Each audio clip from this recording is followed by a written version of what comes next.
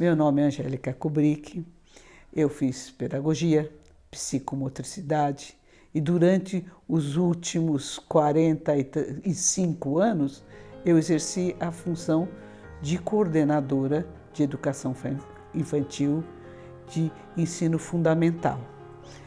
No papel de coordenadora eu gostei muito de formar os professores e devido a essa facilidade tive então a chance de visitar diferentes realidades, de ver boas soluções comunitárias e de repensar isso e de poder compartilhar com os meus parceiros. A inclusão, para mim, teve uma grande mudança, uma progressiva mudança de conceito.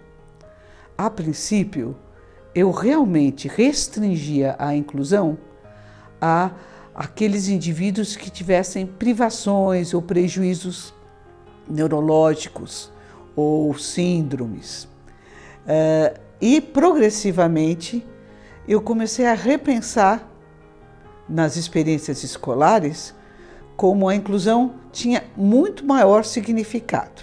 O histórico de inclusão interno meu como educador tem uma mudança muito grande durante esses últimos 45 anos em que eu atuei direto.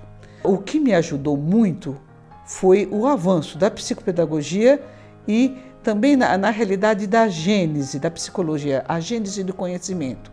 Quando eu comecei a entender como a criança aprendia a ler, aprendia a escrever, aprendia a contar, aprendia a desenhar, a história desse conhecimento dentro da criança fez eu perceber que muitas vezes a criança não tinha erros, e sim, ou seja, tinha um erro, até diria erros construtivos, ou seja, eram concepções que desviavam e que eu precisava, junto com a professora, conseguir analisar o processo e aí modificar esse processo da criança, oferecendo outros itens.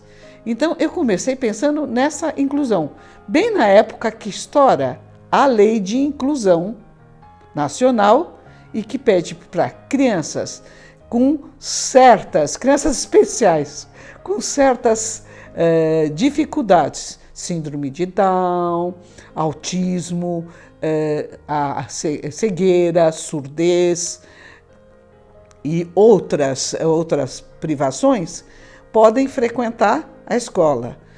A escola que eu trabalhava abriu o coração para isso, pensou no número de alunos, pensou em preparação de professores. Então, como coordenadora, eu precisei ir com a professora para a classe, porque eu mesmo não entendia como era muito fácil fazer essas variações didáticas com crianças que tinham alguns prejuízos de conhecimento.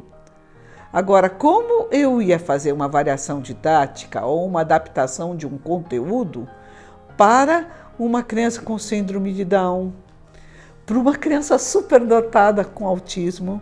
Então, ver essa dinâmica de classe, ver a professora reagindo, eu também me ajustando a essas reações, eu analisando se todos estavam bem atendidos, estar com eles, certo?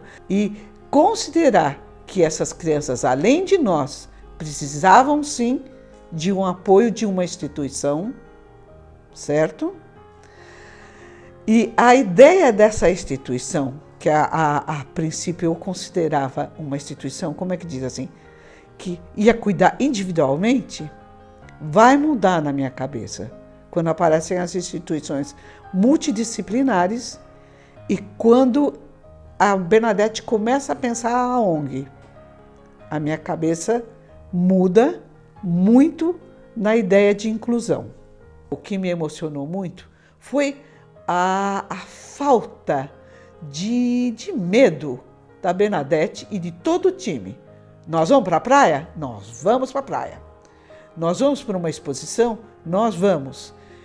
Tem um momento que eu estou com a Bernadette no centro, ali no centro da América Latina, passeando com ela e vendo uma exposição, e eu comento com ela assim: poxa, essas crianças precisavam ver esse Museu da América Latina para a gente poder lidar com alguns trabalhos de folclore. Então ela olha para o metrô e para o trem e diz: você acha que as cadeiras vão entrar no metrô e no trem? E eu falo: não, você vem de ônibus. Ela diz: mas isso é inclusão? Então são momentos que a gente, por exemplo, são muito simples, me emocionam, certo? E aí eu aprendo de inclusão. Maravilha. Que eu me emocionei mesmo. Aí, com isso. Então eu pensei na inclusão inversa. Sim, eu acredito que nós deveríamos ter visitantes na ONG passando o dia com eles.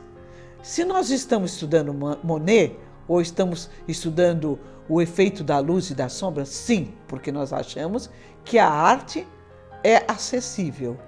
Nós achamos que a música é acessível, que o esporte é acessível, que uma exposição lá fora é acessível, que um passeio lá fora é acessível, que tudo é direito de quem está ali sendo atendido. Então, seria interessante nós podermos receber muitas pessoas para aprender com eles. O tipo de aprendizagem vai ser diferente. Então, a gente vai mudar a cabeça da gente para o que é a aprendizagem de um atendido. É uma emoção só? É só aquele momento? É um prazer? É isso que é a aprendizagem. Mas não é por isso que ele não vai viver. Então, eu diria que temos muitas coisas ainda para entender da inclusão.